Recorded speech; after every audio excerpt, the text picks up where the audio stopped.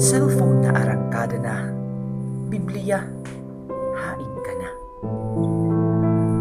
Yan nga generasyon na arangkada na ang cellphone. Tungod nga madali na maidangat ang mga impormasyon. Kahantulay hakahanginan, medium hakomunikasyon. Importante na kaupay inin cellphone na aton. Kung may karigo-digo, madagmit na may baruan. Usala kapag text, o pwede mo pa matawagan. Kung maunsoylo ka, kung ano pa nakabilinggan, ha Facebook o ka Messenger, post dayon para ikitaan. Cellphone sakit-sapit, halarong nakagabihon. Nagkakapipiraw, pag minulayan ML, nga dahil kaagahon. Pakikipag-text na uyab, o nakikipag-video call, lawas nagkakasakit, tungkol nga permi naman lang cellphone. Umaligot na gudman, yan ang aton kalibutan. Rayandayan ang tao, nadagmit na masabtan.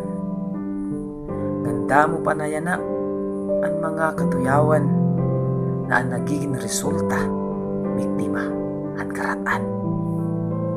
Pagmatahit aga, cellphone dayon ang kakaptan. Ningangalimot na kita, ang Diyos na taglarang. Ultimo pagpapasalamat, hindi rin na kita nakakagiyakan. Pero kung FB, YouTube, Instagram, ikaw malalaksihan. Kung naghahatagin Biblia, maray may nakarawan. Naminaan mga kabatanunan niya na, maray na kung may nasiplat. Kung may nagwawali, sige pa ipag kinagtatawa. Pero nalilisang pagkikaparalit ang mga bago na teknolohiya. Yan na mahikitan ang atong paraan ng Biblia. Nga tapu-tapuhon, bukbuhon, haligid ang lamisa. Waray minaasi, nga gintuturo tumbawang pa. Sanglit, maaram ka, igugmaong kita ni Jesus. Sanglit Biblia, tara, basahon ta. Diri ko gagin sisiring, ang cellphone maraon.